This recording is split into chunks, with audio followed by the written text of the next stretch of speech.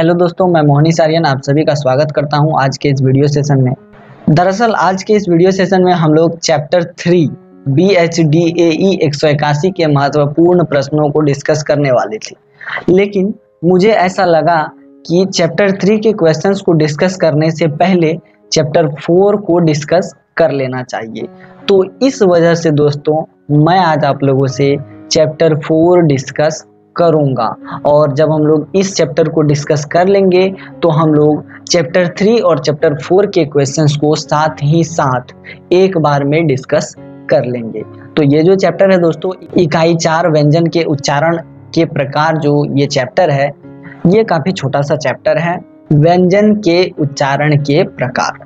तो ये जो चैप्टर है दोस्तों ये काफी छोटा सा चैप्टर है, लेकिन हम लोग इस चैप्टर को 2 भाग में डिस्कस करेंगे। इसका मतलब कि हम लोग इस चैप्टर को 2 वीडियो सेशन में कंप्लीट करेंगे। इसके पीछे का कारण यह है दोस्तों कि ये जो चैप्टर होगा 2 पार्ट में डिस्कस करने से छोटा हो जाएगा, और फिर आप लोग चैप्टर को अच्छे से समझ भी पाएंगे और मुझे ज़्यादा परेशानी का सामना भी नहीं करना पड़ेगा।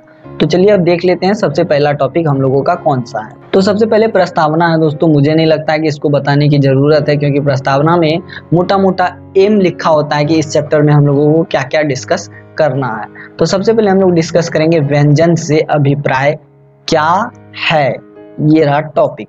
तो मैंने आप लोगों को पहले भी बता रखा है कि व्यंजन क्या है, व्यंजन जो है ये किस प्रकार से स्वतंत्र नहीं होते हैं, इन सभी बातों की चर्चा मैंने आप लोगों से पहले कर रखी है। तो सामान्य तौर पर ये बात आप लोग जान लीजिए दोस्तों कि वर्ण का एक भेद है व्यंजन, और व्यंजन की उत्पत्ति स्वर के बदौलत होती है, अर्थात स्वर के अभाव में व्यंजन समाप्त हो जाएगा। तो हम ये कह सकते हैं जाहिर तौर पर कि व्यंजनों का उच्चारण स्वरों की सहायता से होता है। अगर हम लोग व्यंजन की परिभाषा लिखने की कोशिश करें तो हम ये कह सकते हैं कि जिन वर्णों के उच्चारण में स्वरों की सहायता ली जाती है उन्हें व्यंजन कहते हैं। और दोस्तों स्वरों की सहायता से उच्चारित होने के कारण इनका उच्चारण देर तक नहीं किया जा सकता, और इनके उच्चारण का उत्तरांश मतलब बाद का जो अंश होता है अ स्वर का उच्चारण ही रह जाता है। जैसे हम लोग क बोलने की कोशिश करते हैं तो हम ये देखते हैं कि क जो है ये तुरंत समाप्त हो जाता है, उसके अंतिम में जो अ है वही हम लोगों के मुख से निकलता रहता है, जैसे क। तो यहाँ देखिए दोस्तों क तो समाप्त हो गया, बाद का जो अ है वो आप लोगों को सुनने को अभी मिला होगा, जैसे ख। तो यहाँ पर ख तो तुरंत समाप्त हो गया, बाद का जो अ है वो हम लोगों को या आप लोगों को सुनने को भी मिला होगा। जैसे कि हम लोग गो लिखते हैं दोस्तों, ये देखिए गो हमने लिखा। जब हम लोग इसको तोड़ते हैं अर्थात इसका वर्ण विच्छेद करते हैं तो हम लोग ये देखते हैं कि उत्तर वाला अंश अर्थात बाद वाला जो अंश है वो होता है ओ, ठीक है, ये रहा ओ। तो जब भी हम लोग उच्चारण करने की कोशिश करते हैं तो हम लोग ये पाते हैं कि व्यंजन का जो मूल रूप है वो तुरंत ही समाप्त हो जाता है मुख से निकलने के पश्चात, जबकि बाद में जो अ बचा रहता है वही हम लोगों के मुख से निकलता रहता है। तो मैं उम्मीद करता हूँ कि आप लोग ये समझ गए होंगे। अब देखिए दोस्तों यहाँ पर मैंने गो हलंत और ओ लिख करके गो को दिखाने की कोशिश की है, अर्थात गो हलंत जोड़ अ जो मैंने लिखा है इसमें से ये वाला जो है ये गो हलंत जो है, ये जो गो हलंत है ये व्यंजन का मूल रूप है, और ये जो तिरछी रेखा नीचे लगाई गई है इसी को हम लोग हलंत चिन्ह अथवा हल चिन्ह कहते हैं। हम लोग व्यंजन की एक और परिभाषा दे सकते हैं दोस्तों, और वो हम ये दे सकते हैं कि व्यंजन हम उन वर्णों को कह सकते हैं जिनका उच्चारण स्वतंत्र न होकर स्वर वर्णों पर आश्रित हो, तथा जिनके उच्चारण में वायु मुख में किसी न किसी रूप में बाधित होती हो। अर्थात हम ये कह सकते हैं कि व्यंजन के उच्चारण के समय मुंह से जो वायु निकलती है वो रुक रुक कर निकलती है, अवरोधित होकर निकलती है। तो ये वाला टॉपिक का जो मेन थीम था दोस्तों ये मैंने आप लोगों को समझा दिया। चलिए नीचे देखते हैं कि नीचे कौन सा टॉपिक अभी हम लोगों को डिस्कस करना है। तो अब जो टॉपिक है दोस्तों वो है उच्चारण के आधार पर व्यंजन के भेद, अर्थात हम इस टॉपिक में ये जानेंगे कि आखिर व्यंजन का उच्चारण जो है वो किन किन आधारों पर होता है। तो दोस्तों मूल रूप से व्यंजन के भेदों का उच्चारण 3 आधार पर होता है। सबसे पहला जो आधार है वो है प्रयत्न की प्रकृति का आधार, अथवा अवरोध की प्रकृति का आधार। दूसरा जो है दोस्तों वो है श्वास की मात्रा का आधार। एवं तीसरा जो है वो है स्वर तंत्रियों के कंपन का आधार। तो दोस्तों इस वीडियो में हम लोग मूल रूप से इन तीनों की चर्चा करेंगे, उसके बाद हम लोग इस वीडियो को समाप्त कर देंगे। चलिए अब देख लेते हैं नीचे हम लोगों को क्या पढ़ना है। तो नीचे मेरे ख्याल से होगा प्रयत्न की प्रकृति के आधार पर व्यंजन के भेद। तो चलिए देख लेते हैं। ये रहा दोस्तों अवरोध की प्रकृति के आधार पर व्यंजन के भेद अथवा प्रयत्न की प्रकृति के आधार पर व्यंजन के भेद। दोस्तों मुख्य रूप से अवरोध की प्रकृति के आधार पर व्यंजन को 3 भागों में बांटा गया है, जिनके नाम है स्पर्शी, अंतस्थ एवं उष्म।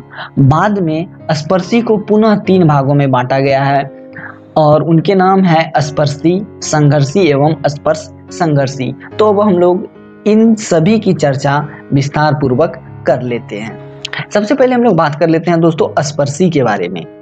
तो उच्चारण के समय जिह्वा का उच्चारण स्थल को स्पर्श करते हुए मुख वायु का अवरोध करने वाले वर्ण स्पर्शी हैं। तो यहाँ पर यह कहा जा रहा है कि जब भी हम लोग जिह्वा के माध्यम से किसी व्यंजन का उच्चारण करते हैं तो उस समय मुख में जो वायु होती है वो एक प्रकार से अवरोध उत्पन्न करती है, एक प्रकार से रुकावट पैदा करती है और उन रुकावटों के वजह से जो वर्ण मुंह से निकलते हैं वही वर्ण स्पर्शी के अंतर्गत आते हैं। दोस्तों इन सभी स्पर्शी वर्ण के अंतर्गत आते हैं कवर्ग अर्थात क ख ग घ ङ, टवर्ग अर्थात ट ठ ड ढ मूर्धन्त न, तवर्ग अर्थात त थ द ध न, पवर्ग अर्थात प फ ब भ म। तो ये सभी कवर्ग, टवर्ग, तवर्ग और पवर्ग ये सभी स्पर्शी के अंतर्गत आते हैं। अब हम लोग बात कर लेते हैं दोस्तों संघर्षी के बारे में।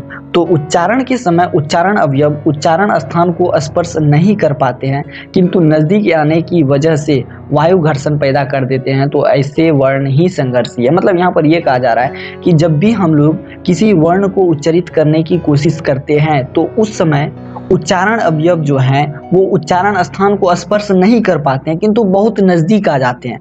और जब उच्चारण स्थान तथा उच्चारण अवयव नजदीक आ जाते हैं तो उस समय वायु में एक प्रकार से घर्षण पैदा हो जाता है और इसी घर्षण की वजह से जिस वर्ण का उच्चारण होता है वे सभी वर्ण संघर्षी के अंतर्गत आते हैं।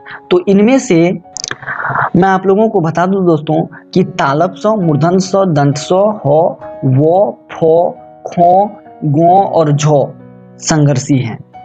तो अब हम लोग बात कर लेते हैं दोस्तों स्पर्श संघर्षी के बारे में। तो दोस्तों कुछ व्यंजनों के उच्चारण में स्पर्श तथा घर्षण दोनों प्रयत्न दृष्टिगत होते हैं, ऐसे व्यंजन स्पर्श संघर्षी कहलाते हैं। तो यहाँ पर यह कहा जा रहा है कि कुछ ऐसे भी वर्ण होते हैं जिनके उच्चारण के समय उच्चारण स्थान तथा उच्चारण अवयव एक दूसरे से आपस में टकरा जाते हैं या फिर इतने नजदीक आ जाते हैं कि वायु में घर्षण पैदा हो जाता है। तो ऐसे वर्ण जो है दोस्तों स्पर्श संघर्षी के अंतर्गत आएंगे। और हिंदी में चवर्ग अर्थात चो छो जो जो यो जो है ये स्पर्श संघर्षी व्यंजन है। अब हम लोग बात कर लेते हैं दोस्तों उष्म व्यंजन के बारे में। तो उच्चारण के समय जब मुख वायु गर्म होने लगती है और मुख वायु के गर्म होने की वजह से जो व्यंजन मुख से उच्चारित होता है वही व्यंजन उष्म व्यंजन है। और हिंदी में मूर्धन्य स, दंत स, ह एवं तालप स ये उष्म व्यंजन के अंतर्गत आते हैं। अगर हम लोग साधारण शब्दों में कहें दोस्तों तो मुख वायु गर्म करने वाले वर्ण ही उष्म व्यंजन कहलाते हैं। अब हम लोग बात कर लेते हैं दोस्तों अंतस्थ व्यंजन के बारे में। तो दोस्तों उच्चारण के समय उच्चारण अवयव का कहीं भी स्पर्श न करने पर जो व्यंजन मुंह से उच्चारित होते हैं वही व्यंजन अंतस्थ कहलाते हैं। और हिंदी में यो, रो, लो और वो अंतस्थ व्यंजन के अंतर्गत आते हैं। तो अंतस्थ व्यंजन में यह होता है दोस्तों कि उच्चारण अवयव और उच्चारण स्थान एक दूसरे से आपस में नहीं मिलते हैं। अब देखिए दोस्तों अंतस्थ व्यंजन को कुछ विद्वान अर्धस्वर भी कहते हैं। और अर्धस्वर कहने का कारण यह है कि मुख के भीतर जब भी इन व्यंजनों का उच्चारण होता है तो जिह्वा का स्पर्श या तो ओठ का दांत से हो जाता है या फिर सीधे सीधे दांत या ओठ से हो जाता है। इसी वजह से कुछ विद्वान इस यो, रो, लो और व को अर्धस्वर भी कहते हैं। अब कुछ विद्वान ऐसे भी हैं दोस्तों जो कि अर्धस्वर को अथवा अंतस्थ को पृथक पृथक करके देखते हैं, और ये विद्वान इस अर्धस्वर अथवा अंतस्थ को 3 भागों में बांटते हैं, जिसे हम लोग अर्धस्वर लुंठित अथवा पार्श्विक कहते हैं। तो अब हम लोग बात कर लेते हैं दोस्तों अर्धस्वर के बारे में। तो दोस्तों जब भी अर्धस्वर का उच्चारण होता है उस समय जिह्वा स्वरों के उच्चारण की तुलना में अधिक ऊपर की ओर उठ जाती है, किंतु इतनी ऊपर तक नहीं उठती है कि वायु का जो मार्ग है वो अवरुद्ध हो जाए, अर्थात वायु का जो मार्ग है उसमें रुकावट पैदा हो जाए। अब देखिए दोस्तों, हिंदी वर्णमाला में य और व इन दोनों व्यंजन को अर्धस्वर के अंतर्गत रखा गया है। अब हम लोग बात कर लेते हैं लुंठित के बारे में। तो दोस्तों उच्चारण के समय जिह्वा के मुंह के मध्य पहुंचकर आगे पीछे करना ही लुंठित स्वर की उत्पत्ति करता है, और हिंदी में र जो है दोस्तों ये लुंठित स्वर के अंतर्गत ही आता है। अब आगे हम लोग बात कर लेते हैं दोस्तों पार्श्विक के बारे में। तो ये पार्श्विक क्या है? तो दोस्तों उच्चारण स्थान व उच्चारण अवयव के सट जाने से जो वर्ण उत्पन्न होता है वही वर्ण पार्श्विक वर्ण कहलाता है, और हिंदी में लो वर्ण पार्श्विक वर्ण के अंतर्गत ही आता है। तो मैं उम्मीद करता हूं कि ये सभी चीजें आप लोग समझ गए होंगे। अब देखिए दोस्तों, हिंदी में इतने सारे भेद मिलने के बाद भी एक अन्य भेद देखने को मिलता है, और वो भेद है उत्क्षिप्त। तो हम लोग इसके बारे में भी चर्चा कर लेते हैं। तो दोस्तों झटका खाकर जो वर्ण उच्चरित होते हैं वो वर्ण हिंदी में उत्क्षिप्त वर्ण के अंतर्गत आते हैं, और हिंदी में ड़ और ढ ये वर्ण उत्क्षिप्त वर्ण के अंतर्गत आते हैं। और मैं आप लोगों को बता दूं दोस्तों कि हिंदी में ड़ और ढ को अतिरिक्त व्यंजन भी कहा जाता है। तो अभी हम लोग बात करेंगे दोस्तों प्राणत्व के आधार पर व्यंजन के कितने भेद हैं। तो दोस्तों मैं आप लोगों को बता दूं कि प्राणत्व के आधार पर व्यंजन को 2 भागों में बांटा गया है। पहला तो अल्प प्राण एवं दूसरा महाप्राण। तो सबसे पहले मैं आप लोगों को अल्प प्राण के बारे में बता देता हूं, फिर बाद में मैं आप लोगों को महाप्राण के बारे में भी बता दूंगा। तो दोस्तों जिन व्यंजनों के उच्चारण में मुख से कम मात्रा में वायु निकलती है उन व्यंजनों को अल्प प्राण के अंतर्गत रखा जाता है, और हिंदी वर्णमाला में सभी वर्गों के व्यंजनों में पहला, तीसरा एवं 5वां व्यंजन अल्प प्राण माना जाता है, जबकि इनके अतिरिक्त य, रो, लो और ड़ को भी इसी वर्ग में रखा जाता है।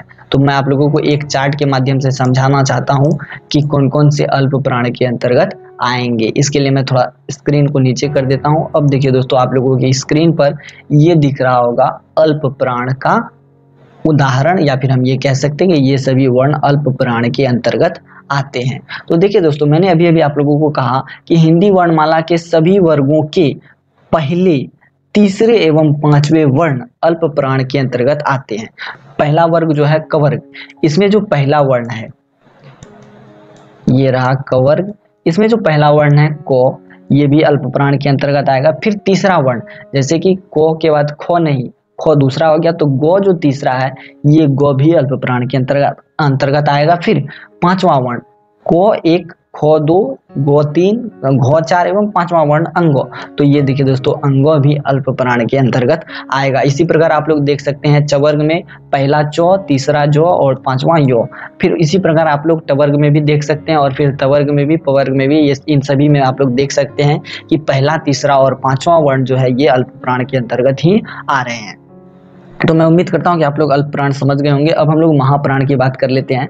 तो दोस्तों जिन व्यंजनों के उच्चारण में मुख से ज्यादा मात्रा में वायु निकलती है उसे हम लोग महाप्राण के अंतर्गत रखते हैं, और महाप्राण व्यंजनों में प्रत्येक वर्ग का दूसरा और चौथा वर्ग होता है, और इसके अतिरिक्त इसमें तालव स, मूर्धन्य स, दंत स, ह और ढो आते हैं। मैं आप लोगों को नीचे एक चार्ट के माध्यम से समझा देता हूं कि कौन कौन से वर्ण जो है महाप्राण के अंतर्गत आएंगे।